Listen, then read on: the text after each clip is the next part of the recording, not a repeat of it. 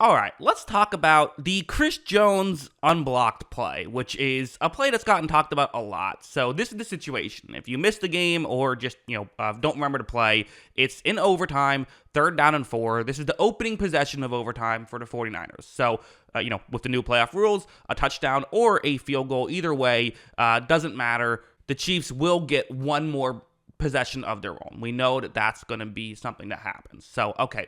Got it. Well, what happens on this play, though? You would still like to make it a 7-point game as opposed to a 3-point game for the 49ers. First, they're going to run kind of an exotic play action as McCaffrey is going to be in motion, lined up as a wide receiver, but going to be in motion. Purdy will kind of fake as though he's handing it off to McCaffrey. And to help sell the fake, they have the center going to kind of pull over and block towards his left. Then the left guard and left tackle, they're both just going to block the guys in front of them. Okay, that makes total sense. No questions there. However, look at Nick Bolton. He's someone who we definitely have to talk about on this play because he's going to be blitzing and he's lined up onto center. Okay, this seems like a problem, right? Will anyone pick up Nick Bolton? Well, as you remember, Nick Bolton wasn't the guy who went unblocked. What happens here? Well, you have the right guard just pick him up. At the end of the day, what you want to always do is block from the inside to the outside. That's the way this is typically supposed to go. So the right guard can simply block him.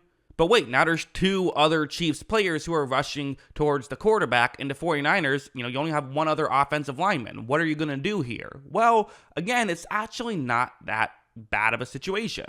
George Kittle is going to start this game, start this play chipping the edge rusher, which isn't ideal, and the edge rusher could get through, relatively quickly because Kittle will eventually get off that block to run a route, but at least you're slowing him down. It's not a straight shot to the quarterback. Purdy will have time to adjust and hopefully still get a throw off. So, okay, that makes sense. And then the right tackle here, Colton McKivitz, he just blocks Chris Jones. All right, simple enough. Okay, that's the way, long story short, a lot of moving parts, but that's how this is supposed to go down. However, watch McKivitz when his play begins, does not block Chris Jones, and instead is going towards the edge rusher. Again, teams do things differently, and it's possible this wasn't McKivitz's fault.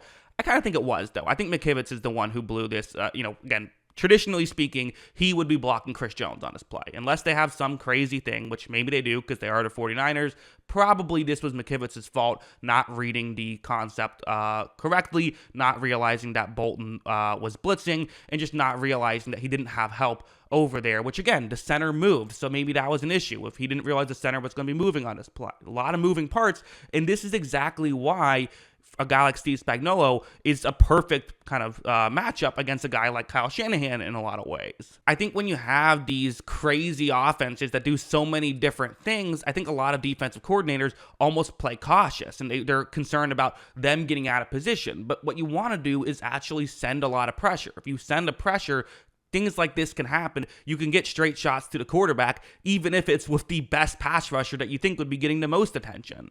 As you see, Jones goes right there. Purdy almost looks like, I think, the more and more I watch this play, I think he just threw the football away there. I think he just accepted, okay, 4th down, let's kick a field goal and hope that our defense can hold. As we all knew, it didn't. So again, several ways you could look at this. You could say, the Chiefs got a break, but they made their own break by blitzing, and by blitzing enough that you're going to eventually get these, protection mishaps, which is what happened. So to me, I give credit to Spagnuolo, while also saying that this was a bad time to make this mistake. But again, you're tired. I mean, you played over a game of football at this point. You're going to be exhausted. Mistakes happen.